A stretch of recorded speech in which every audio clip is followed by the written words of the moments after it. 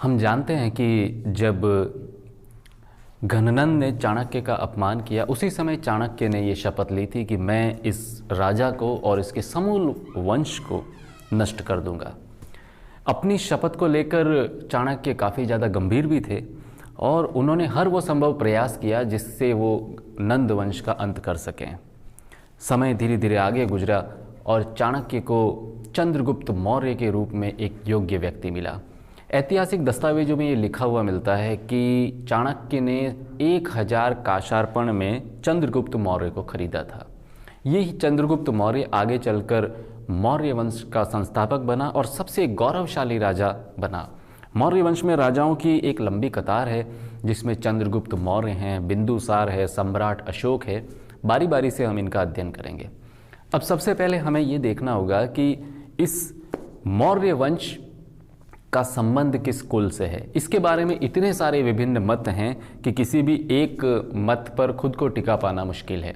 For example, जब हम ब्राह्मण साहित्य को देखते हैं, जो ब्राह्मण आचार्यों द्वारा लिखे गए ग्रंथ हैं, उसमें मौर्यों के वंश के बारे में जानकारी मिलती है, लेकिन ब्राह्मण साहित्य मौर्यों को शूद्र बताता है।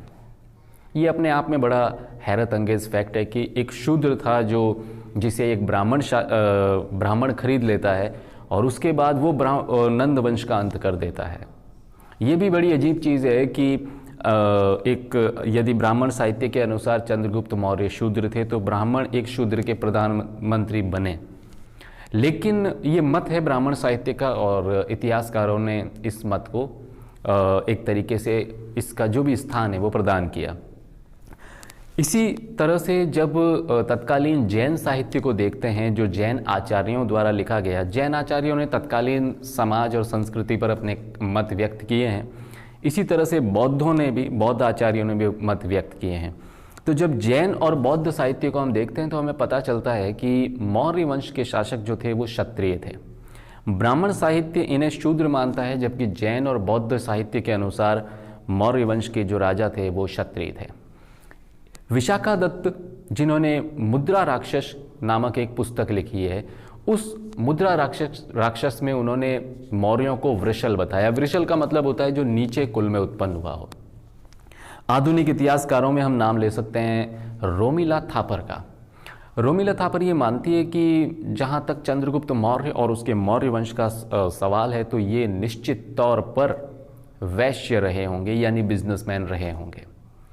ये छोटा सा संक्षिप्त परिचय है जिसमें काफ़ी सारे परीक्षोपयोगी तथ्य आपके आ चुके हैं। अब आज हम दो शासकों को डिटेल से देखेंगे। पहले मौर्य वंश के संस्थापक चंद्रगुप्त मौर्य को देखेंगे और उसके बाद में बिंदुसार को। अशोक के लिए हम एक अलग से वीडियो बनाएंगे। अब ये कहा जाता है कि चाणक्य ने 1000 काशार्पण देकर चंद्रगुप्त मौर्य को खरीदा था।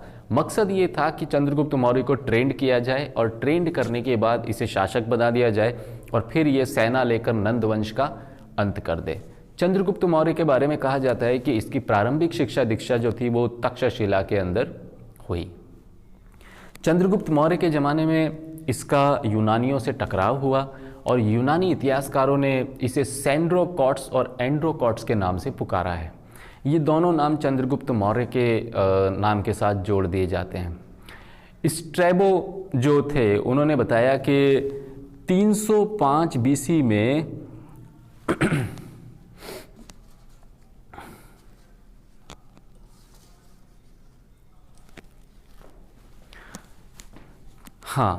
स्ट्रैबो जो थे और साथ में एप्पियानस, ये दोनों यूनानी विद्वान थे। इन्होंने कहा कि 305 बीसी में चंद्रगुप्त मौर्य का सिकंदर यानी अलेक्जेंडर द ग्रेट के सेनापति सेल्यूकस निकेटर से विवाद हुआ था।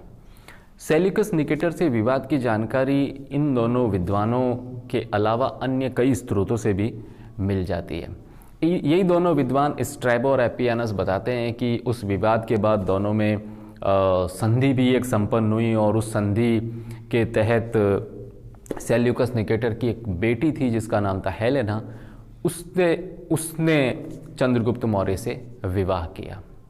साथ ही साथ सेल्यूकस निकेटर से चंद्रगुप्त मौर्य ने कुछ क्षेत्र भी प्राप्त किए थे। चंद्रगुप्त ने सेल्यूकस निकेटर को 500 हाथी भी दिए थे। ये तमाम चीज़ें इन दोनों स्ट्रैबो और एपियानस के ग्रंथों में, इनके लिखित दस्तावेजों में हमें मिल जाती है। ये जो सेल्यूकस निकेटर था, इसका एक दूत था जिसका नाम था मेगास्थनीज। ये मेगास्थनीज चंद्रगुप्त मौर्य के दरबार में आया था और इसने तत्कालीन मौर्य दरबार का बड़ा रोचक विवरण प्रस्तुत किया है। पाटलिपुत्र का इसने विशद वर्णन प्रस्तुत किया है और साथ ही साथ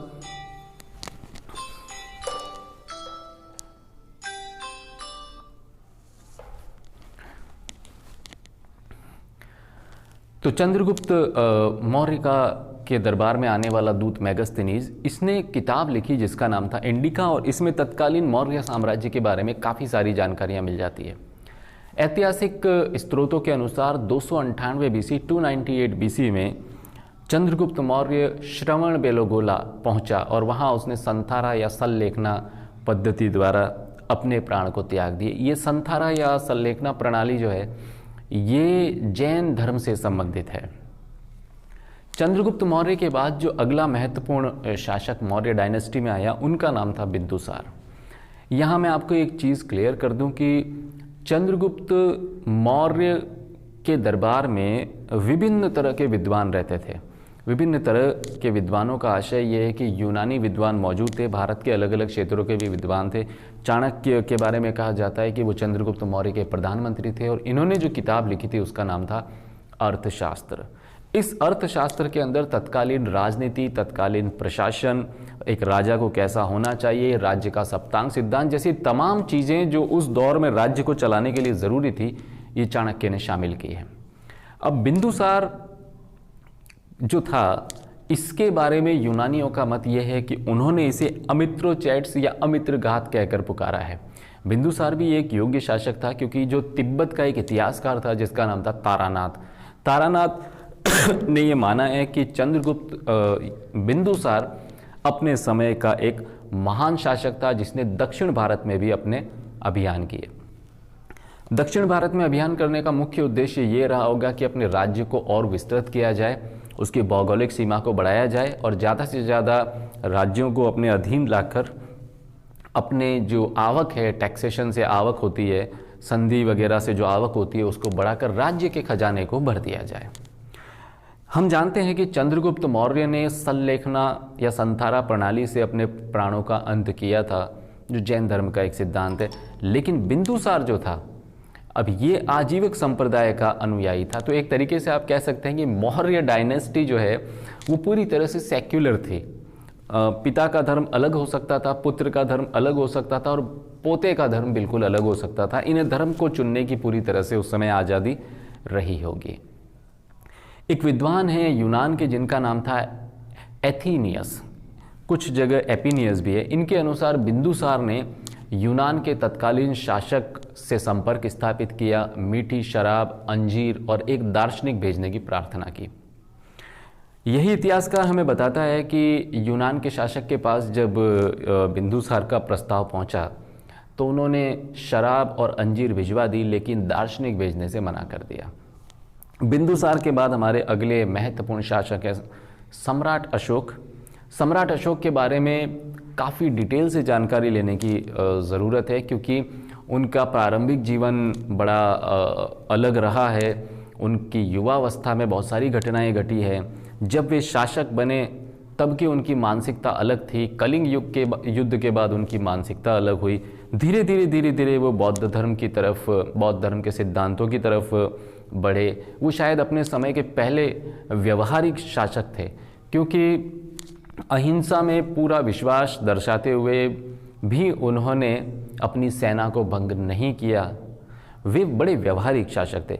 उनका धम्म का सिद्धांत कई सारी जानकारियां देता है। उनके बहुत सारे शिलालेख हैं, अभिलेख हैं। तो सम्राट अशोक के बारे में हम एक सेपरेट वीडियो के अंदर चर्चा करेंगे। ये जो वीडियो है इसमें सभी परीक्षोपयोगी आपके तथ्य समाहित कर दिए गए हैं। आप इसे ध्यान से सुनिएगा। आपके तमाम ऑब्जेक्टिव तथ्य आ चुके हैं और परीक्षा में आपको काफ़ी सहायता मिलेगी। जय हिंद।